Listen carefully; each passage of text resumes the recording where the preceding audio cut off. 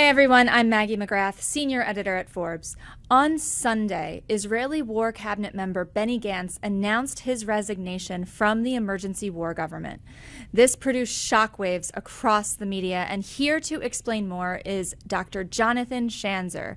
He is the executive vice president for research at FDD. He was also a terrorism financial analyst for U.S. Treasury in his past life, and he's here to give us the 50,000-foot view about what all of this means for the future of the war in Israel and what we should all know. Jonathan, thank you so much for joining us. My pleasure. So let's start very, very broadly. What exactly is this emergency war cabinet?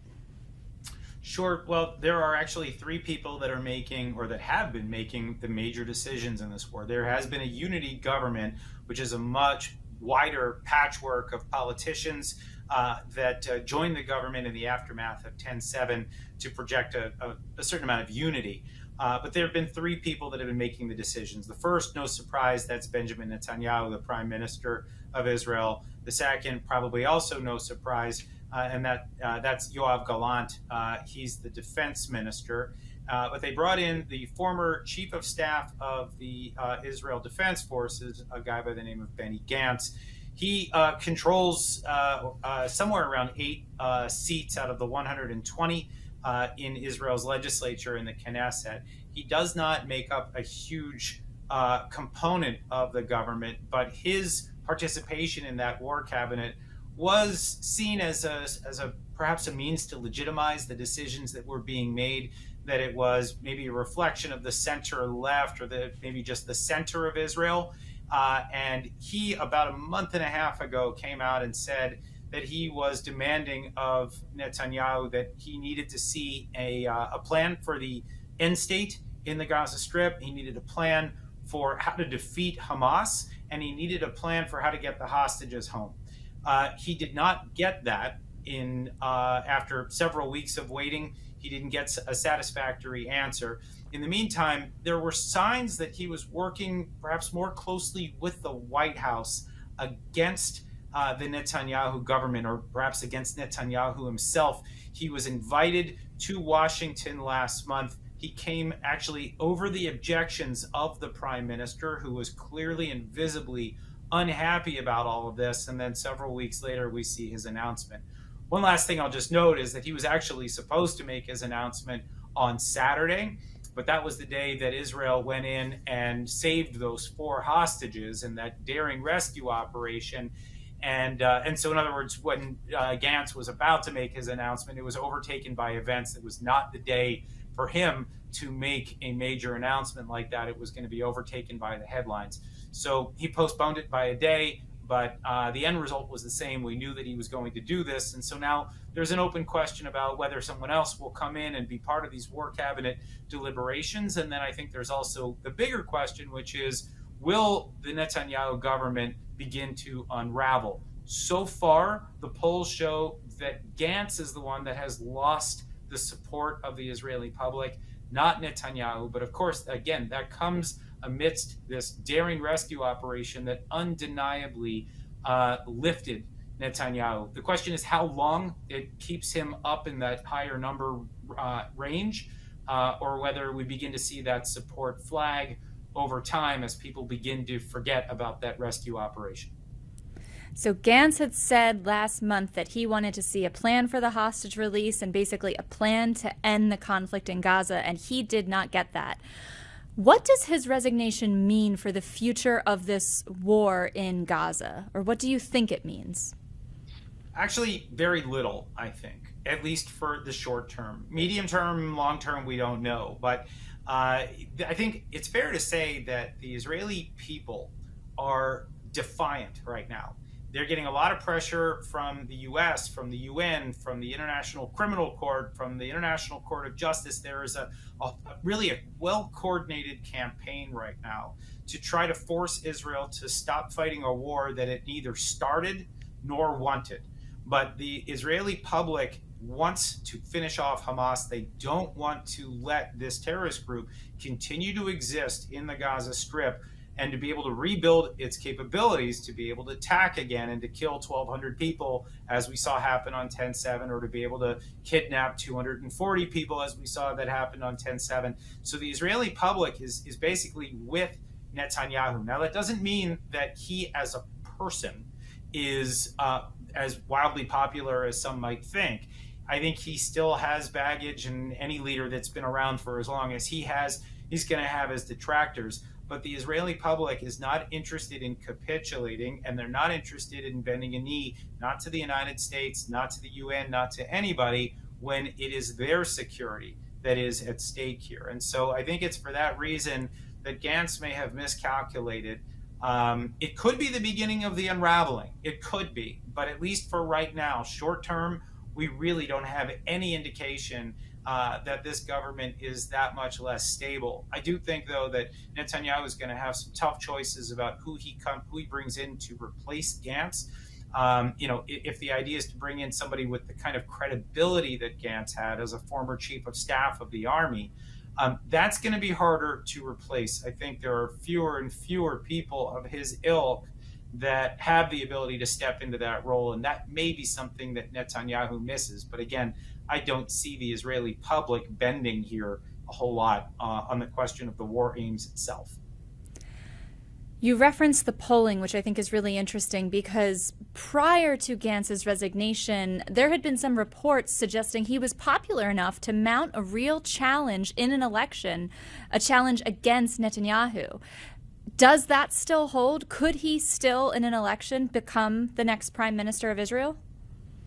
Yeah, I mean, anything's possible. But I think that one of the things that made him popular was that he was actually part of the government. And then as soon as he steps away from the government, he begins to lose support. And, it's amazing, but, we think about things here in the United States. We talk about our two parties, right? And it's complicated enough when a third party person comes in and begins to eat away at some of the votes that would normally go to the Republicans or the Democrats. In Israel, you've got like a dozen parties, and it is three-dimensional chess trying to figure out who's going to win. And if you decide if you're going to vote for one party because you like that party, or do you vote for another party because you think it's the one that will bring in the party that you like into a coalition, it is incredibly difficult to game all of this out. And so when we look at these polls, whether the past polls when Gantz was in government or the polls now where he's out, it's still a crapshoot. No one really has any clear idea how Israelis will vote until the day that they walk into that polling station and pull the trigger.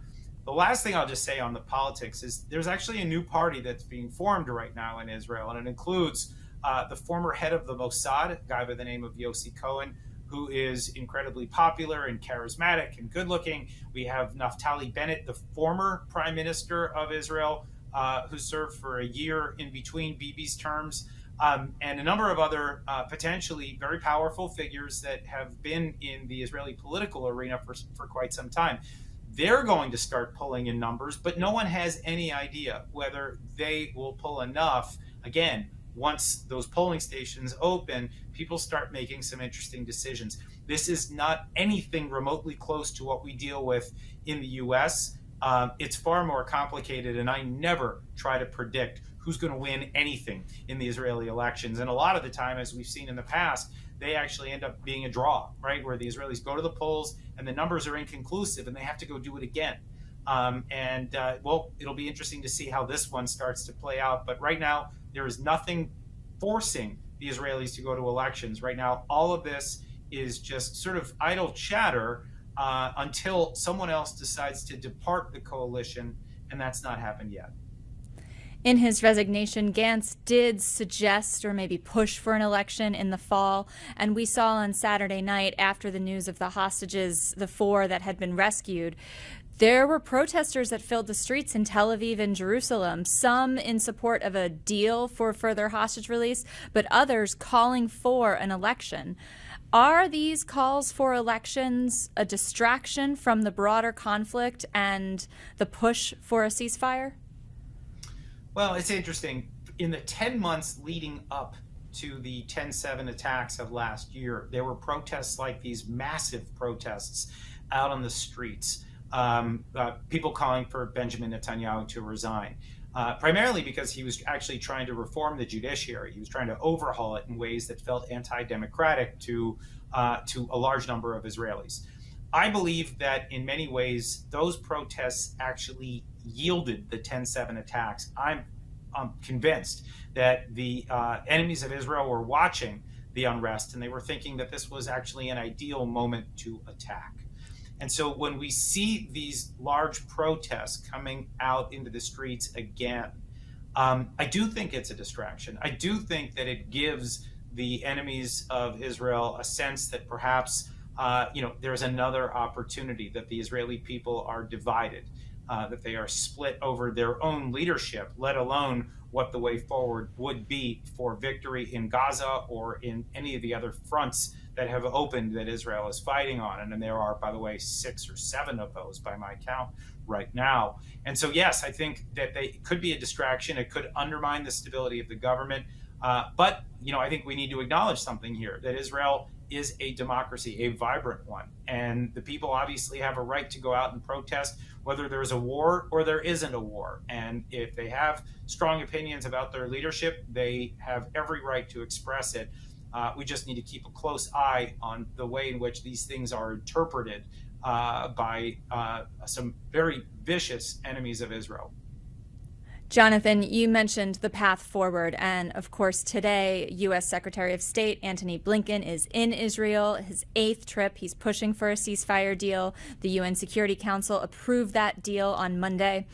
What is your outlook for this conflict? Will we see an end anytime soon? Look, right now what we're hearing is the U.S. may be pursuing a side deal with Hamas, which on the one hand could release 5 hostages. On the other hand, could be a real boost to the credibility or the street cred of Hamas in the Middle East. And I think that is highly problematic. And even I think the rumors of this could be potentially very damaging, because what we're looking at right now, and there are some quotes today in the Wall Street Journal from Hamas leader Yahya Sinwar, who essentially came out and said that he views the deaths of civilians, the bloodshed of Palestinians, as something positive for the war effort. That every time another Palestinian is killed, that what this does is it actually boosts his cause, whether it's here in the United States and people protesting for or on behalf of Hamas, or in the region itself. And that's what really concerns me right now is we have a Hamas leadership that does not seem willing to bend. And the Israelis do not want to stop fighting until they get all the hostages back, and there's around 120 of them right now, but they also want Hamas to have lost its ability to fight moving forward. And I think that's where you're going to see that rub. You're going to see the friction there.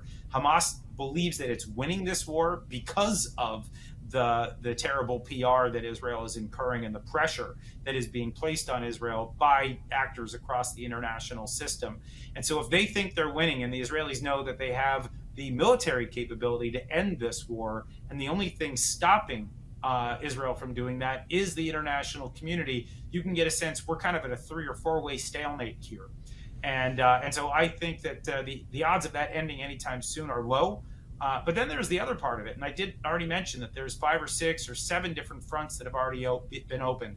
The Iranian regime has deployed all of its proxies. So these are proxies that are in Gaza, of course, that's like Hamas, and also those same proxies, Hamas and Islamic Jihad, they're in the West Bank. You have Hezbollah in Lebanon, you've got Shiite militias in Iraq and Syria, you've got the Houthis in Yemen, and you've got Iran itself, which recently fired hundreds of rockets and drones at Israel. Even if this war were somehow brokered to a successful close by the UN or by the US, we have to remember here that there are still 5 or 6 other fronts that are still open and that are still hot, and the Israelis are going to need to figure out how to deal with them as well. So to me, as a longtime Middle East watcher, I don't believe that this thing can be wrapped up in a few weeks. I think there are going to be a lot of loose ends for quite some time. The big one is on the northern border of Israel with Hezbollah. That's a very powerful proxy of Iran, a massive military, a massive arsenal of rockets. They've cleared out 100,000 Israeli citizens from their homes along the northern border. They've burned hundreds, if not thousands, of acres of arable land. The Israelis are deeply concerned about that situation right now, and that's going to really, I think, prolong any end to this conflict. This is, at least two very hot fronts right now, with a bunch of others that could go hot at any moment. You bring up a really interesting point. We've really been watching Gaza quite closely. We saw the All Eyes on Rafah social media campaign a few weeks ago, but you are watching the northern border. So what exactly do people need to know, besides what you just said, about exactly what is happening on Israel's northern border? Sure. Well, I mean, look, first of all, Hezbollah is a wholly owned proxy of Iran, and people need to understand this. And it also happens to have essential full control over the government of Lebanon. There is no government, in fact. I mean, there's not been a newly elected government in this country for several years running. They're in massive debt due to Hezbollah corruption. And so there's no structure to work with right now. So there are all these different, including the US government, the French government, they're all trying to work with the Lebanese to try to avert a full-blown conflict, but they don't have legitimate partners to work with. And so, of course, those efforts are failing. I mentioned the 200,000 rockets. That's obviously very concerning for the Israelis. That's something like 7 times the amount that Hamas had at the beginning of the war in October of last year. That's a massive amount of rockets that can come into Israel on any given day if a full-blown war begins. They also have what they call precision-guided munitions, about 1,500 of those that are extremely accurate and that can hit strategic targets in Israel, like their purported nuclear facility, for example, which could create a mass casualty event. And the Israelis have been very wary of what might occur if a full-blown war erupts. You could see, skyscrapers topple in Israel, sort of like what we saw on 9/11 here in this country. So there is a massive war that is just, I talked to an Israeli diplomat the other day who told me that we're 30 seconds to midnight in terms of this conflict. And it would be, in my view, the largest and most destructive war that we have seen in a century in the Middle East. And, obviously there's a lot of competition for destructive wars. So this is a very scary one. And I think that, the headlines have been misleading. That, in Gaza, Israel's on the 5-yard line. They're very close to finishing off what they started, and they just need the U.S. to essentially give the green light. But that does not really, it pales in comparison to what we could see on the northern border. That's where Israel has deployed a massive amount of assets. They've kept, I think, 3/4 of their Air Force free so that they are able to handle the northern border if and when that conflict erupts. We are 30 seconds to midnight from what you say could be the largest, most consequential conflict in the Middle East in a century. What could stop the hands of the clock from ticking all the way to midnight there? It's a good question. There is a school of thought that says let Israel finish its war in Gaza, and then at that point Hezbollah may stop fighting. In other words, it would be a sign from the U.S. Or from the West that Israel has the support of its allies, and that after that Israel would be able to turn its sights fully to the north, potentially again with the backing of the West. That's one way this thing can work. Another way is, of course, a brokered solution, but that would mean that Hezbollah has to be willing to stand down and to evacuate its forces something like 10 miles north of the border. There is a river, it's called the Litani River. There is already a UN Security Council resolution that calls for no armed forces, irregular armed forces, below the Litani River at that 10-mile marker. Hezbollah has been in gross violation of that Security Council resolution for nearly, 2 decades now. And so unless we're somehow able to convince Hezbollah to do that, I'm not sure how this is going to work, but diplomacy could somehow still prevail. The other way is to actually hold Iran accountable. And I actually think that this is really the answer that is needed here, that Iran needs to be convinced that if it continues to support all of its proxies that are waging war across the Middle East right now, then unless they bring those proxies to heel, that there could be a terrible price diplomatically, economically, even militarily But right now, what we've seen from the US, from the UN, from the Europeans, is really an attempt to continue to engage with the regime. And I find this so shocking that the Iranian regime has not been held to account for a war that they have sponsored. You have to remember, it's their arms, their weapons, their money, their training, their ideological indoctrination that has Hamas, Hezbollah, the Houthis, all of these proxies. They are doing this at the behest of the Islamic Republic. And for some reason, the pressure has not been on Iran to this point. I have long held, from the moment that this thing erupted in October of last year, that unless we put the right kind of pressure on the Iranians, we're not going to get anywhere in terms of curbing this conflict. The pressure that we see on Israel right now as it defends itself is really hard to believe. I've never seen anything like this before. The mounting international pressure on a country that didn't want the war, that didn't start the war, and that's trying to recover hostages, how they're the ones that are receiving this pressure from around the world is shocking to me. The aggressor here has been Iran and its proxies. That's where I think the effort needs to be if we're to try to stop the clock at 30 seconds before midnight. The pressure needs to be on Iran. Dr. Jonathan Schanzer, thank you so much for joining us. We so appreciate your insight and hope to have you back soon. My pleasure.